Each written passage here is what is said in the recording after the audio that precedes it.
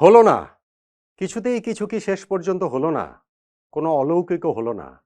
বাংলাদেশ ক্রিকেটের জন্য বরং অবিশ্বাস্য সেই ব্যাপারটাই কি ঘটে গেল।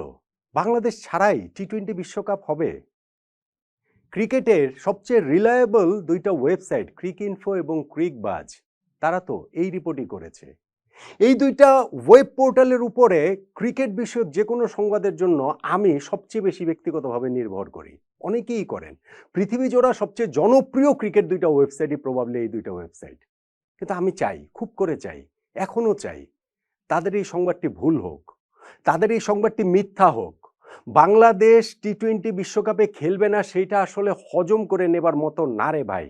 আপনারা যত কথাই বলেন, এর ভিতরে যত কিছুই টেনে আনেন, দেশ টেনে আনেন, জাতীয়তাবোধ টেনে আনেন, রাজনীতি টেনে আনেন, যত কিছুই আপনারা বলেন, বাংলাদেশ টি-20 বিশ্বকাপে খেলবে না এইটা এটা মেনে নেওয়া যায় না। এবং ক্রিকইনফোর রিপোর্টটাতে এমন একটা শকিং ব্যাপার রয়েছে, ওইটা যদি সত্যি হয় তাহলে ভাই আমরা যে কিসের খপ্পরে পড়েছি ওইটা আরো বেশি করে প্রবাবলি স্পষ্ট হবে। দেখুন, এরকম একটা ঘটনা ঘটতে যাচ্ছে তা যে খুব অপ্রত্যাশিত এমনটা বলার উপায় নেই। আমরাই এই ঘটনাটা ঘটতে সাহায্য করছি। বাংলাদেশ থেকে বরং বারবার আমরা নিশ্চিত করার চেষ্টা করেছি আমাদের যারা হর্তাকর্তারা রয়েছেন, বাংলাদেশ যেন কোনোভাবেই টি-20 বিশ্বকাপ খেলতে না পারে। মুখে মুখে তারা ক্রিকেট প্রেমের কথা বলছেন, মুখে মুখে বলছেন ক্রিকেট বাঁচানোর জন্য সর্বোচ্চ চেষ্টা করার কথা, কিন্তু বাংলাদেশ সরকার যুব ও ক্রীড়া মন্ত্রণালয়ের ওইখান থেকে শুরু করে আমাদের ক্রিকেট বোর্ড ওইভাবে কি অ্যাক্ট করতে পেরেছেন? আমি বুঝি আমাদের ক্রিকেট বোর্ড অনেক ক্ষেত্রে অসহায়, আমি বুঝি তাদের অনেক ক্ষেত্রে হাত পা বাঁধা, অথবা সব ক্ষেত্রেই হাত পা বাঁধা, সরকারের সিদ্ধান্তে বাইরে যাবার তাদের উপায় নাই। কিন্তু এই ক্রিকেট বোর্ড বাংলাদেশ সরকারকে এটা বোঝাতে কেন সক্ষম হলো না? আমি বুঝি এটা রাজনৈতিক সিদ্ধান্ত, কিন্তু ক্রিকেট বোর্ডের কেউ একজনকে এটার প্রতিবাদে পদত্যাগও করেন নাই তো, করেন তো নাই। তার মানে এই সিদ্ধান্তটা আপনারা নিয়েছেন।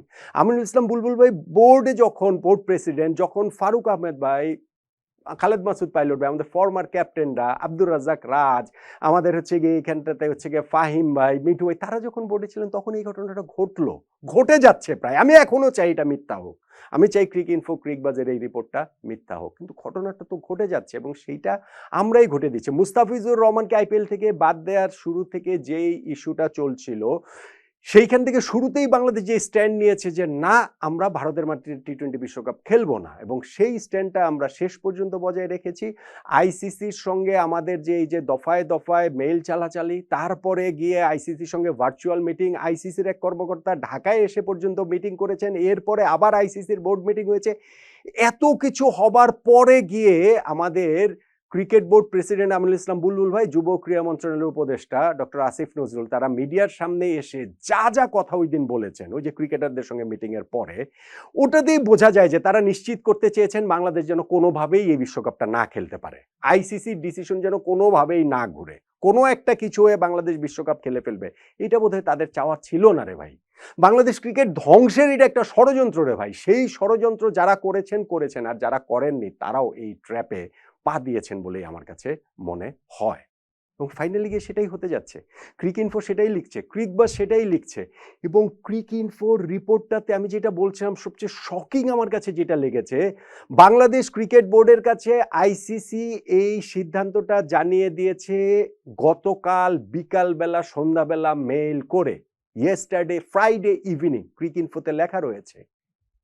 অর্থাৎ বাংলাদেশ ক্রিকেট বোর্ড তখনই জানে বাংলাদেশ বিশ্বকাপ খেলছে না, অথচ তারপরেও আমরা বিপিএল এর ফাইনালটাতে এরকম উল্লাস নৃত্য দেখেছি।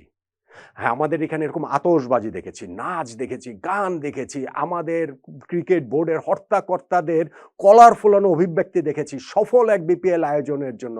আমাদের যুব ক্রীড়া মন্ত্রণালয়ের উপদেষ্টা ডক্টর আসিফ নজরুল, তিনি স্টেডিয়ামে চলে এসেছেন, সেই উপদেষ্টা পরিষদের আরো 5-6 জনকে সঙ্গে নিয়ে গর্বের সঙ্গে বলা হচ্ছে যে ঢাকায় যেসব উপদেষ্টারা ছিলেন তার মধ্যে 50%ই চলে এসেছে এই বিপিএল ফাইনাল দেখার জন্য।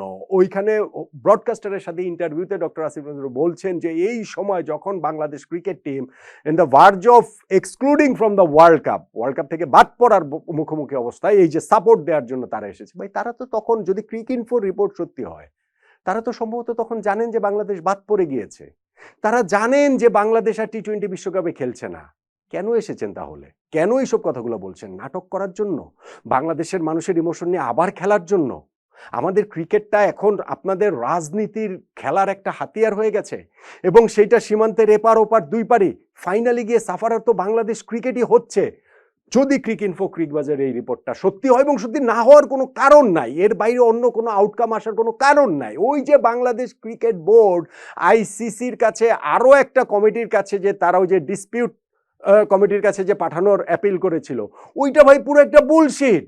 ওইটা একেবারে পাবলিককে আবার একবার আই ওয়াশ করার জন্য, ওইটা একটা টোটাল স্টানবাজি, ওইটা হয় না।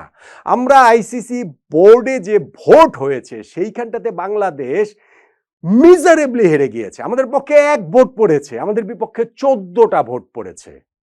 তো এরপরে ওইটা ডিসপিউট কমিটিতে কেন পাঠাবে, কি কারণে পাঠাবে? এটা তো নর্মাল লজিক দিয়ে বোঝা যায় এটা হয় না, এবং সেটা হয়নি।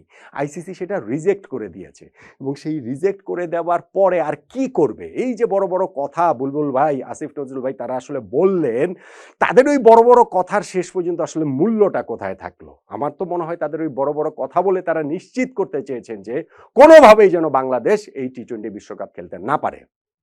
দেন এগেন ক্রিকেট বোর্ডের অনেক ক্ষেত্রে হাত পা বাঁধা, সেটা আমি বুঝি, কিন্তু একটা মানুষ এই 25 জনের মধ্যে নাই, এই বোর্ড ডিরেক্টরদের মধ্যে, যে এটার প্রতিবাদে পদত্যাগ করে ফেলবেন, যে বলবেন যে না আমার সময়ে বাংলাদেশ ক্রিকেট ওয়ার্ল্ড কাপ খেলছে না আমাদের জাতীয় ক্রিকেট দল, এটা আমি মেনে নিলাম না, অথবা আমি পদত্যাগ করলাম। সরকারের সিদ্ধান্তের বাইরে যেয়ে কিছু করতে পারেন, কিন্তু ওইটুকু তো অন্তত পক্ষে করতে পারতেন, কেউ না কেউ করতে পারতেন, কেউ সেটা করেননি।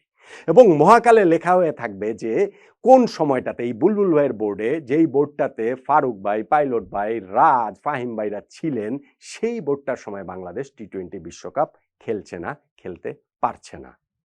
বাংলাদেশকে রিপ্লেস করছে স্কটল্যান্ড, তাদের জন্য এইটা একটা হঠাৎ পাওয়ার সুযোগের মতো এবং সেই সুযোগটা তারা লুফে নেবেই। এখন বাংলাদেশের পক্ষে পাকিস্তান আছে, পাকিস্তান পক্ষে থেকে ধরেন এই যে বিভিন্ন মিডিয়ায় লেখালেখি হচ্ছে, তারাও ওয়ার্ল্ড কাপ বয়কট করলো। বাংলাদেশ ক্রিকেটের লাভটা কি? বাংলাদেশ ক্রিকেটের তাতে লাভটা কি? পাকিস্তান সেটা করবে না, পাকিস্তানও স্টানবাজি করছে, পাকিস্তানও এই জায়গাটা থেকে নিজেদের আরো কিভাবে টাকা পয়সা বাড়িয়ে নেওয়া যায়, আরো কিভাবে সুযোগ সুবিধা বাড়িয়ে নেওয়া যায়, সেই জন্য তারাও এটা স্টানবাজি করছে। সো আমি শিওর যে পাকিস্তান ফাইনালি গিয়ে তারা ওয়ার্ল্ড কাপ খেলছে। কিন্তু যদি নাও খেলে বাংলাদেশের লাভটা কি রে ভাই? বাংলাদেশের ক্রিকেট কতটা পিছিয়ে যাচ্ছে? আমি শুধু একটা আর্থিক হিসাবই দেখেছি যে জাস্ট ক্রিকেটটা না খেললে, ওয়ার্ল্ড কাপ না খেলার মুহূর্তেই বাংলাদেশের মুহূর্তে 500 কোটি টাকা লস হয়ে যাবে, মুহূর্তে 500 কোটি টাকা লস হয়ে যাবে। বড় বড় কথা আমরা বলছি, এই টাকা কোত্থেকে আসবে? ক্রিকেট কিভাবে চলবে? এই যে মুখে মুখে আমরা ক্রিকেটের ভালোবাসার কথা বলি, দেশপ্রেমের কথা বলি, এবং ক্রিকেটটা যে আমাদের দেশপ্রেমেরই একটা অংশ, এইটা আমরা দেখিয়ে দিয়েছি ওয়ার্ল্ড কাপ না খেলে, এরকম একটা যে জিগির আমরা তুলেছি, ফাইনালি গিয়ে সাফারারটা তো ক্রিকেট হবে এবং ভয়ঙ্করভাবে হবে, ভয়ঙ্করভাবে হবে, যেটা আমরা ভাবতেই পারছি না। এবং তখন আমরা প্রতিটা দিন এই গত 3 সপ্তাহে আমরা ফেরত যাব এবং এই 3 সপ্তাহে কার কি রোল ছিল সেই জায়গাটাতে আমরা ফেরত যাব। বাংলাদেশ ক্রিকেট ধ্বংসের পেছনে কার কি রোল ছিল এই জায়গাটাতে বাংলাদেশের ক্রিকেট প্রেমী মানুষরা বারবার বারবার ফেরত যাবে, এবং যারা এই অপরাধটা করেছেন, যারা এই কুকর্মটা করেছেন, তাদের ইতিহাসে কোনো দায় মুক্তি নেই। বাংলার ক্রিকেট প্রেমী মানুষের কাছেও তাদের কোনো দায় মুক্তি নেই, তাদের ওই ঘৃণা নিয়েই বেঁচে থাকতে হবে। মানুষ, সাধারণ মানুষ এখনো হয়তো সেটা তত ভালোভাবে বুঝতে পারছে না, কিন্তু বুঝতে পারবে, যত সময় যাবে তত ভালোভাবে বুঝতে পারবে। তবুও আমি এখনো আমি চাই যে এই ক্রিকইনফোর উপরে, যেই ক্রিকবাজের উপরে, ক্রিকেটের যে কোনো নিউজের জন্য অন্য যে কোনো কিছুর চেয়ে বেশি ভরসা করি। আমি চাই ভাই এই নিউজটা ভুল হোক, এখনো কোথাও না কোথাও থেকে বাংলাদেশের যেন টি-20 বিশ্বকাপ খেলার একটা জায়গা তৈরি হয়। ওই সামান্যতম অলৌকিকের প্রত্যাশাই থাকা ছাড়া এই মুহূর্তে আমাদের আর কিছু করার নেই।